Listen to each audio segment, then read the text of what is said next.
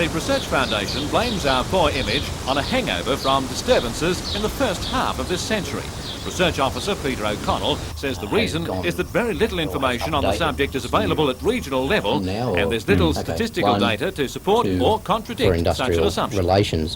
What we're trying to do with this is establish a methodology by which we are able to compare other regions in New South Wales and Australia, and also state and national industrial relations figures with the Hunter region. So we're trying to place the region into perspective in both a state and national situation.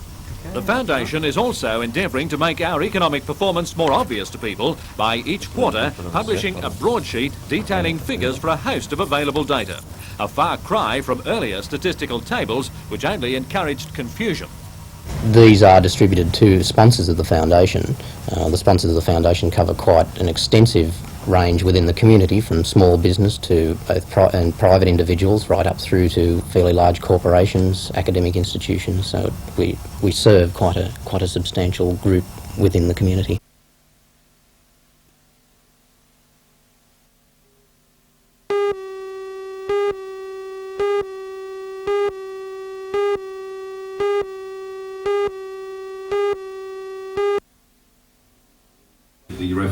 Rugby league personalities from all over the region were on hand for the presentations which mark the end of a tumultuous season, which saw Newcastle finally get the nod to enter the Sydney Premiership. Several of the players who took the stage made it clear that they're looking forward to the prospect of mixing it with the world's best in Sydney. Player of the Year was Tony Keevil from Souths, a former Balmain player and country rep this year. He's now spending the off-season playing in France.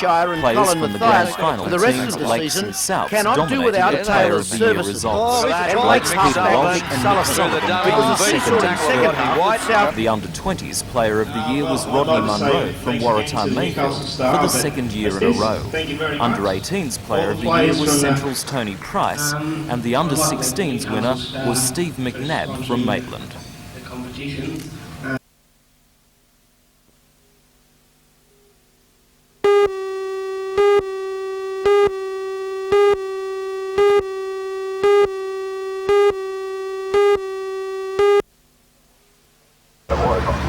While most of Newcastle was rising to cereals and coffee, the city's cyclists were pedalling to the International Sports Centre for a breakfast prepared by the Cycleways movement on behalf of the State Bicycle Committee. The Right to Work promotion is a highlight of Bike Week and aims to show that cycling to work is a viable, safe and enjoyable alternative to driving a car. And with the perfect spring weather this morning, the change in transport mode was easy to appreciate.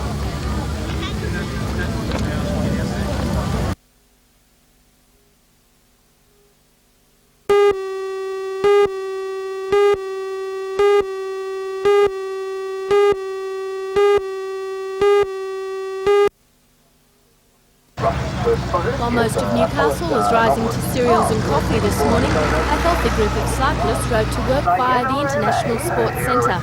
The Newcastle Cycleways movement invited the city's cyclists to the breakfast as part of a Right to Work promotion for Bike Week. Join Ray Deneen and Anna Manzoni for all the news tonight at 6.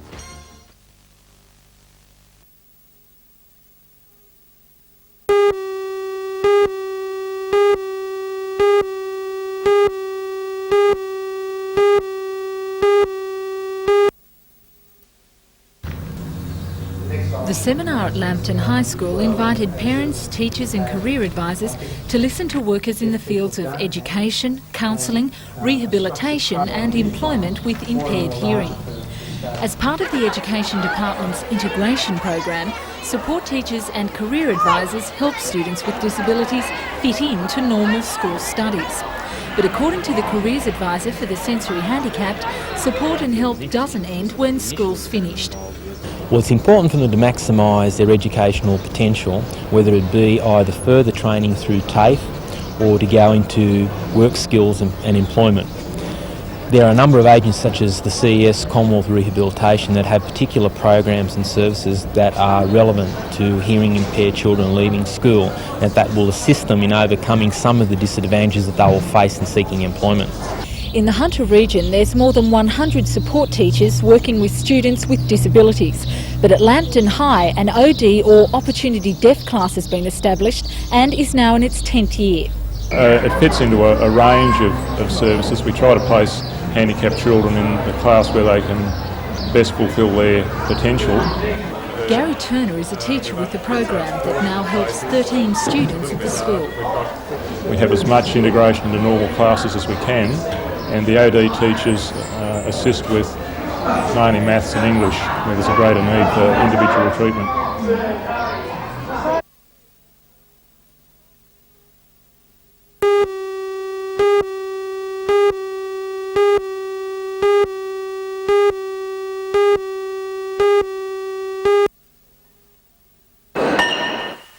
In Newcastle, 105 positions in the Federated Ironworkers Association are being contested, 22 of them by the rank and file team. This group has contested similar elections, particularly in Port Kembla, with great success. A major candidate for the team, Steve O'Brien, says ironworkers in Newcastle are now dissatisfied with the policies of the ruling body, which has seen a loss of some 5,000 jobs locally since 1982. Ironworkers in Newcastle haven't had a full chance to participate in the decision making which goes on.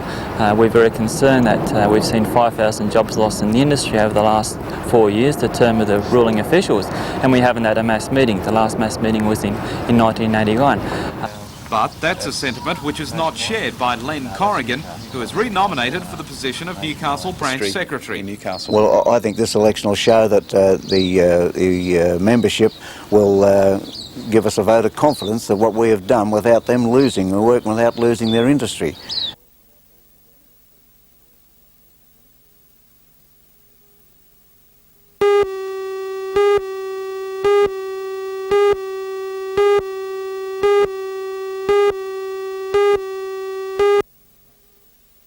Mainly because a lot of times Senior Constable Artie Dover is the stock squad in the Newcastle Police District. He's responsible for investigating stock thefts from Wyong to Port Macquarie and to Merriwa in the west. He says the incidence of stock stealing has doubled in the last 2 months. He says the thieves usually pick unmarked or unbranded animals, transport them out of the district and sell them at sale yards. In one instance, a property at Pecolbin lost $30,000 worth of stock. A lot of times the cattlemen themselves don't get in touch with the police in time. An incident only recently up at Merriwa, a man lost $5,000 worth. He left it for 3 months before he notified the police. But Detective Senior Constable Dover says the incidence of thefts can be reduced. First of all, branding is a big thing. If they do brand, then it makes it a lot easier for us if they do lose cattle or stock. Secondly, and a very good point, is that their neighbours are like watchdogs. Country people, as a rule, tend to look after each other. They look at their neighbours, even if they have cattle on the road or stock on the road, they tell each other about it. If they see something going on the neighbour's property, it's only a matter of making a phone call. Detective Senior Constable Dover is based at Maitland Police Station, and he's urged stockholders to contact police as soon as they notice any irregularities in their herd numbers.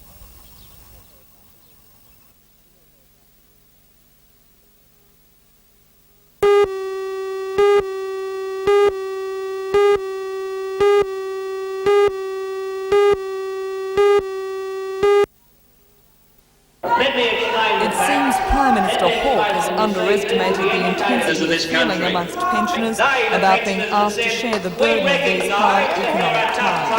In a recent visit to the Hunter, Mr Hawke congratulated the pensioners for taking their medicine so well about the delays in pension increases. No, I don't think that's being stupid. Let's assume time that we're not operating out of a secretary's home. That's very important. That's the way the order Should have to warn the whole government about that. I think that's a fact of life. And the further they go down the road and breaking promises and destroying people's hopes, the more likely that outcome will be that people will indeed, who voted for them previously, will not vote for them again. Federation President Jeff Goulet says the pensioners are going into battle for their institution-bound colleagues, calling for a royal commission into nursing homes. We believe that there should be a serious investigation into the conditions in nursing homes and a serious attempt to improve the situation in some of the worst of the situations that we've had brought to our attention. The Pensioners Federation is also calling on other welfare organisations to join it in a National Day of Poverty to be held next year to highlight the plight of people on social security benefits.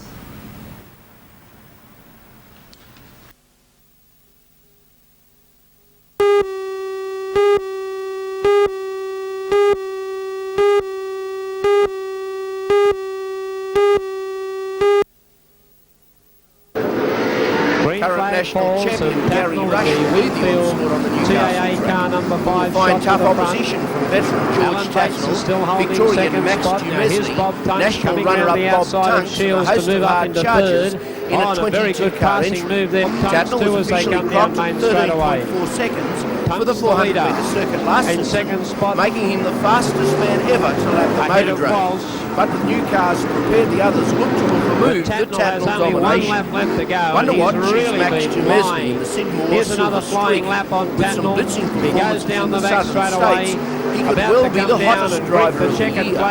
Local drivers in the star-studded lineup are Ross Bolt and Singleton's Alan Bates, and both are quite capable of making their presence felt. The clash with the Pontiacs of John Pine and Bob Brewer will continue in the super sedans, with Stu Robertson's Camaro and Peter Garrett's Commodore certain to impress once more. A bit of a bump, I think, going into turn one to try and get him on the outside. Slam!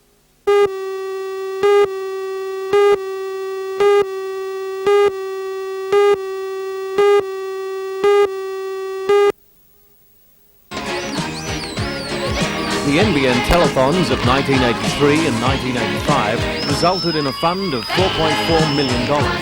Public contributions and accrued interest saw this record-breaking figure realised. Of this fund, $1.3 million was used to buy and install the first linear accelerator at the Mater Hospital's oncology unit. $600,000 was set aside to supplement government funds in the purchase of a second. Some $850,000 has been set aside for the construction at the Mater of a hostel for patients undergoing treatment and their relatives. The remainder, which will amount to around $1.5 million, will fund what will be known as the NBN Telethon Chair of Cancer Research. What it really means, obviously, is that we now have achieved, or the people of the region have achieved, what they set out to do in the telethons 83 and 85, which was the equipment of the hospital, the establishment of accommodation, the villas, as they will be known, for patients and relatives. The funds have now been allocated and set aside, and the rounding off of the chair of research. This afternoon, the University Council agreed to set up the chair. Vice-Chancellor Don George says it may take up to a year to fill this important new position. It's one of the happiest days of my life as Vice-Chancellor, because this is the first time ever the university's been able to create a chair purely on outside funds, not government funds, and because it's the donations of the people of the Hunter Valley to your telethon that's made it possible. I think it's a tremendous moment for the university and the citizens of this valley.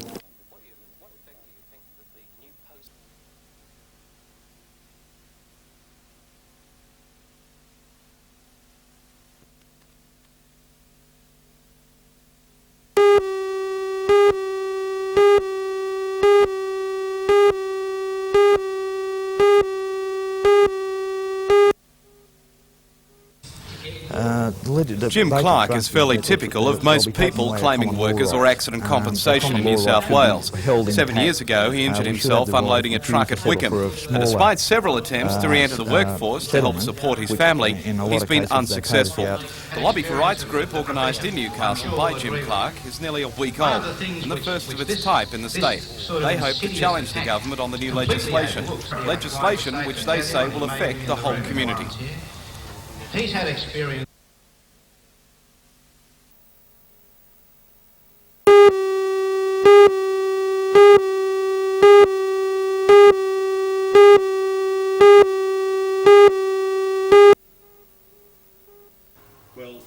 The redistribution of boundaries will mean some major changes in the Hunter and Central Coast regions. Gone is the seat of Newcastle, split into 2 seats, Port Hunter and a new northern seat of Myall Lakes. The seat of Gloucester has also been split into separate electorates, including Myall Lakes, Singleton and the new seat of Manning. As well, a new seat of The Entrance has been created on the Central Coast. Member for Charlestown, Richard Face, says the redistribution has been brought about by several factors, including population growth. And he's urging people to check the changes to iron out any problems caused by the redistribution. Take, for instance, in my case, Redhead has been deleted, and I would imagine that there'd be something to be said though by the community as there was last time, and yet I've been given an area of New Lambton, nothing against New Lambton, but the portion of it really has very little to do with my electorate. Another glaring example is in Windale, 1/3 of the community has been left in one seat and the other 2/3 has been given to me.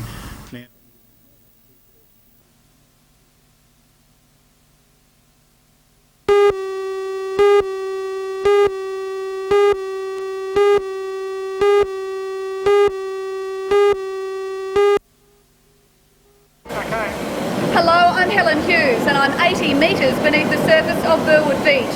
Here, work began today on the new outfall tunnel for the Burwood Beach sewage treatment works.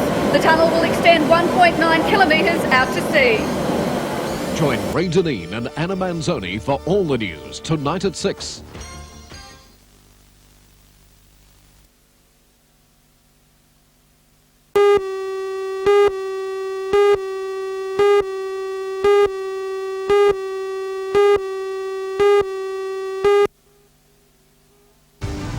Hello, I'm Jane Button. Lifeline is gearing up for a major fundraising campaign aimed at raising $250,000. The money is to enable it to buy these new premises in Hamilton. Join Ray Deneen and Anna Manzoni for all the news tonight at 6.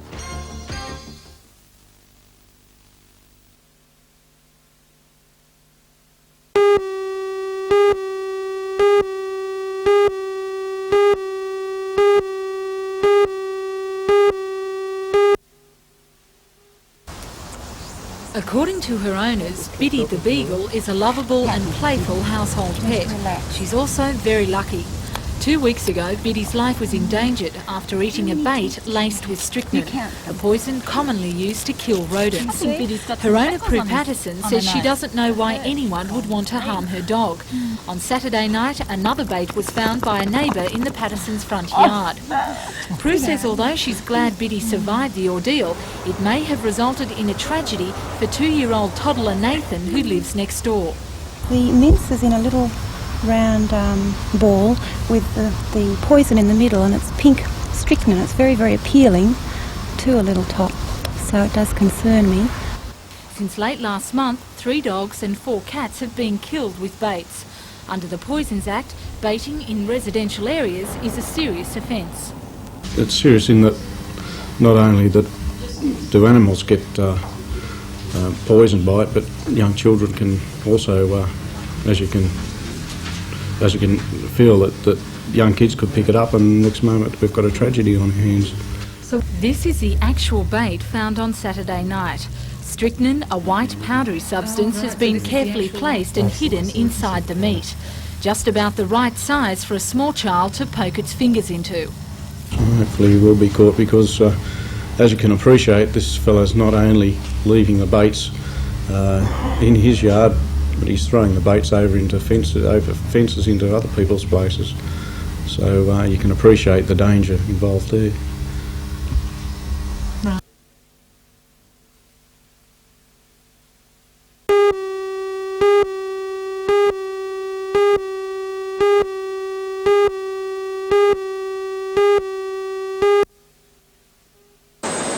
This is what the council wants to prevent happening in the future. Floods like the one in 55 and 71 devastated the town. And after the one 15 years ago, the then Denmanshire Council began lobbying for government funds to build a levee bank along the Hunter River. At that time it would cost $80,000. Today costs have risen by 1,000% to $800,000. The Muswellbrook Shire Council, which now incorporates Denman, says it has its 12% share of the construction costs. And now it's just waiting for the government to come good with its part. We suspect strongly that their priorities will be elsewhere, particularly since the very big floods in the Windsor, Sydney area just recently. I think our priority may have slipped right back despite the fact we've been waiting 15 years. However, that sort of answer I guess we'll have to seek directly from the Minister. The levee bank, which will be some 1,200 metres long, will stretch from north to south along the eastern side of the town. It's something that the people of Denman hope will get the town started again. The township of Denman is in limbo. With the likelihood of more coal mines coming to this area, the town should be booming. But because of building restrictions in flood-prone areas, its growth is stunted. Under the council code, any new building must be constructed at least half a metre above the 1955 flood level, which in some cases is up to 2 metres above ground level. As a result, would-be home builders and developers in the commercial centre of the town have shied away from Denman, virtually waiting until the levee is built.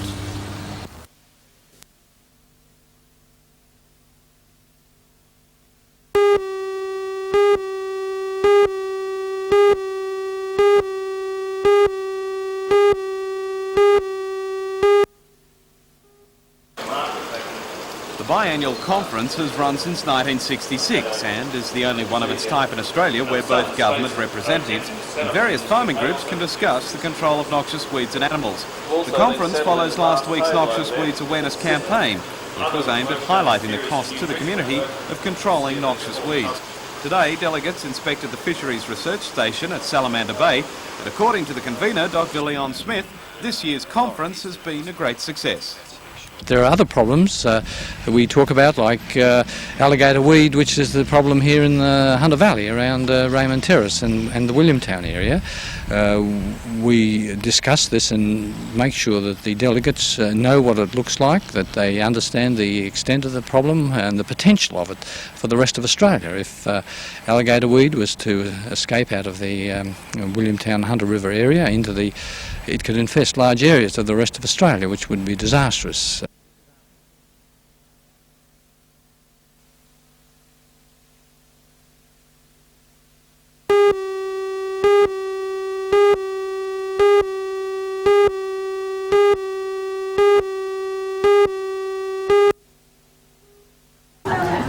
Novocastrians spend almost $100 million a year on holiday travel, and according to operators are spending more of that money here in Australia.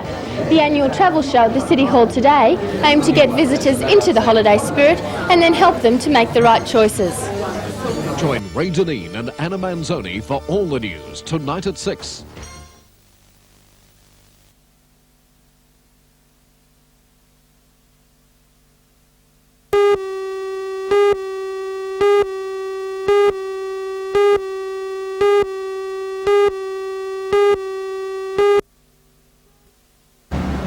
Hello everyone, I'm Mark Warren. Tonight I'll be reporting on crime rate figures released by Police Minister Paciullo. In the Newcastle Police District, the figures show an increase in street crimes, but a decrease in other areas. The reductions, according to police, are due in part to the success of the Neighbourhood Watch program. Join Ray Deneen and Anna Manzoni for all the news tonight at 6.